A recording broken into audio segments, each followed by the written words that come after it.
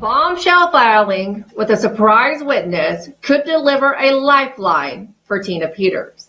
In the new filing, a key witness corroborates Tina's claims about rigged elections and validates her preservation of the Mesa County database.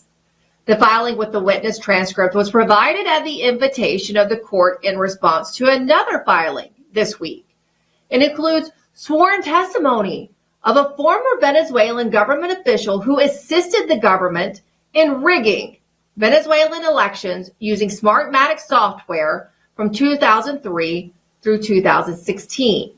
The filing states that, quote, based on his own personal knowledge, computer expertise, and examination of the forensic image preserved by Tina Peters, the witness testified that Smartmatic software has the same structure and vulnerabilities as the Dominion software used in Mesa County and 61 other Colorado counties, and that elections in Colorado using Dominion software are just as insecure as the elections that were rigged by the Venezuelan government using Smartmatic software.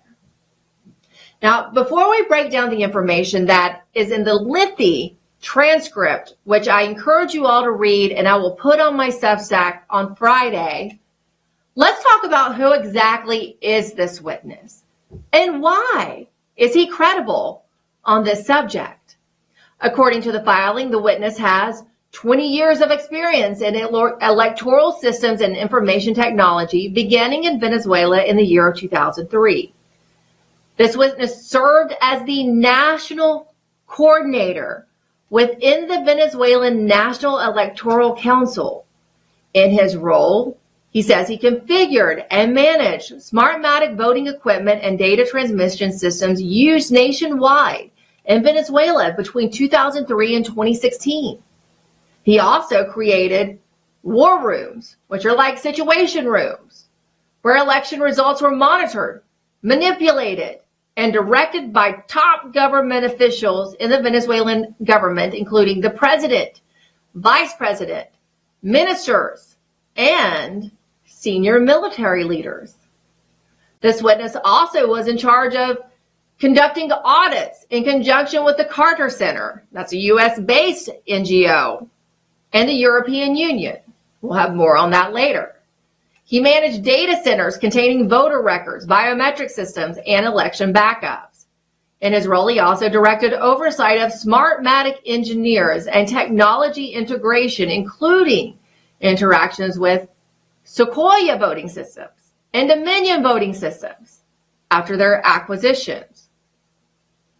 First off, the witness stated unequivocally that U.S. elections are not secure because Dominion software contains basic vulnerabilities left uncorrected for years, making manipulation possible by, he says, any engineer with system access. And he says that is most evidenced by his examination of the Mesa image preserved by Tina Peters.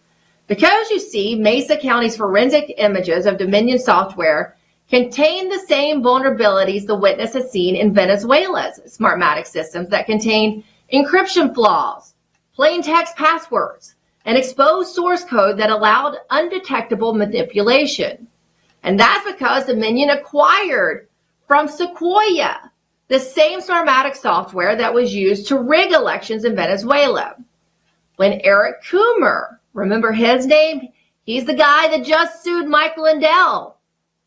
That trial we reported on over the summer. When Eric Coomer was president of Sequoia, and then after the acquisition, Eric Coomer subsequently was employed by Dominion.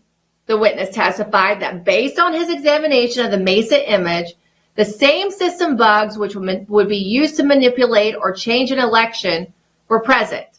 These bugs were errors in the encryption systems. They had the source code in legible text for any program to be able to read it, to be able to read the passwords written in plain text, which allows you to breach the system easier.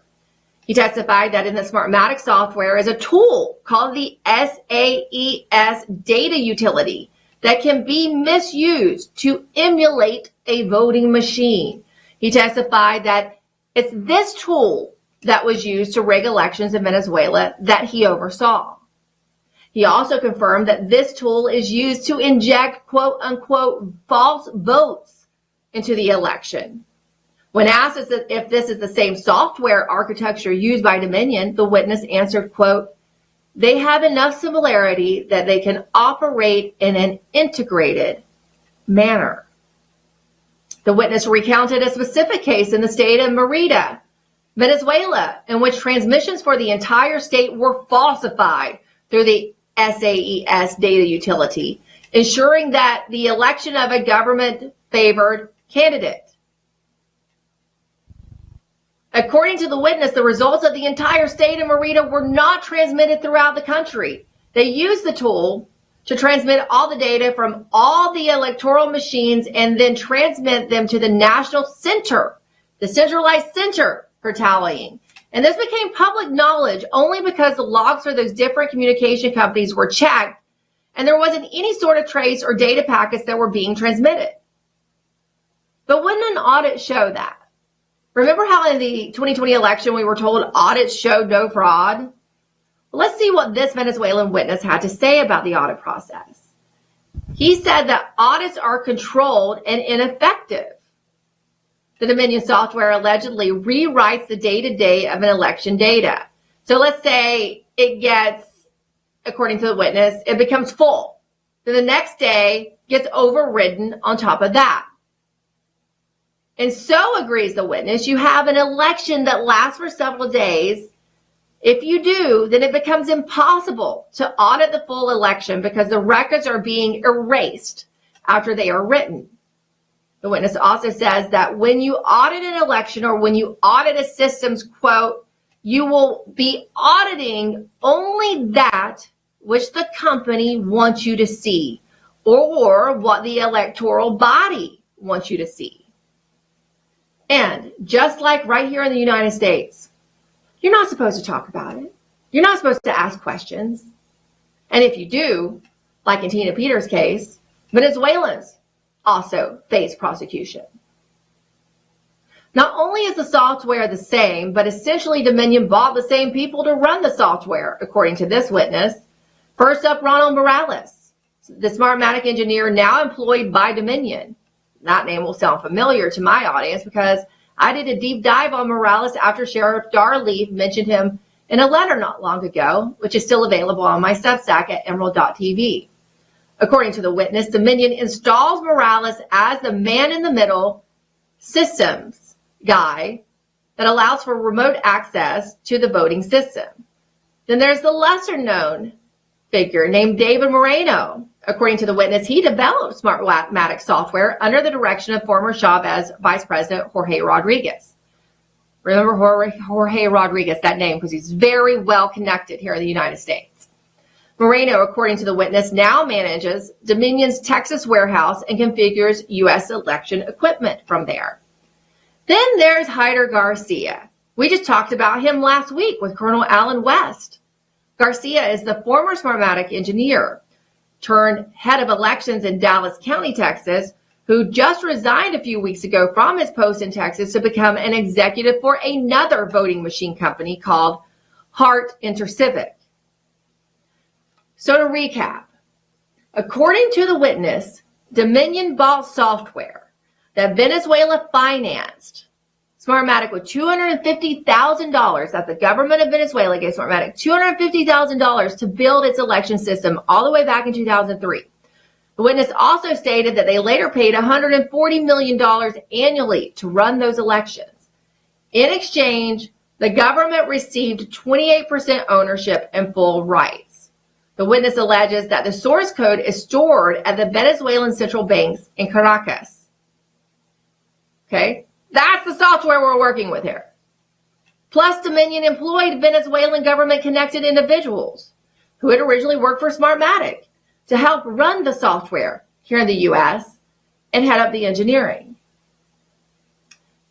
But look, it's obviously not just Venezuela that then had influence over our elections, but also Cuba, according to the witness in this filing, who states that he met with Cuban officials on many occasions in his capacity as a government worker because, according to him, quote, Cuban authorities are part of the Venezuelan government.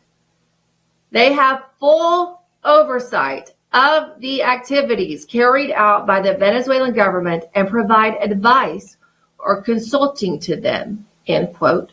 That's right there in the transcript, folks.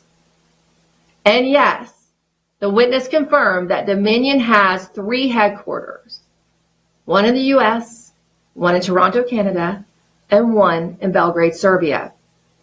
He confirmed, as we reported weeks ago, that Ronald Morales, is the person in charge of configuring the entire security network so that the 3 offices can communicate with each other and set up the VPN to allow for remote access to the U.S. elections. Unless you think China is not involved, which if you watch this show, you certainly know better, the witness confirms that it is true that the Venezuelan voting system created by Smartmatic uses computer components manufactured in China and assembled in Taiwan, and that Dominion voting system used in the United States today uses computer components manufactured in China and assembled in Taiwan as well. The witness also stated that it is true that Dominion voting systems uses computers with components made by our enemy, the Communist People's Republic of China, which is illegal.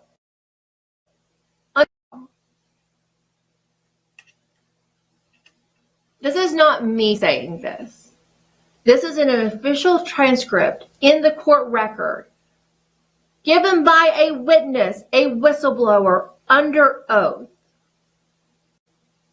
So now, folks, you see the red-green axis at play in our voting machines. Later, we'll show you in this show and discuss how this alliance factors into the Antifa and Al-Qaeda threat increasing today. And that is why perhaps the MV Ocean Trader, a highly customized roll-on, roll-off cargo ship converted into a special operations command center and mothership operated by the United States Military Sea Lift Command, was spotted recently in the southern Caribbean Sea off the coast of the U.S. Virgin Islands, only a mere 400 miles away from the coast of Venezuela.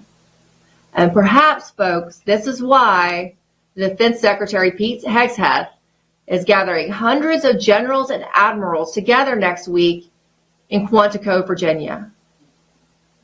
But keep in mind, while we look at the foreign threat and we start to address it, keep in mind there are bad actors right here in America in both the Democrat and Republican parties who have been turned by Cuba and Venezuela and are facilitating this communist infiltration into our country. So you better buckle up, folks. And that's the absolute truth.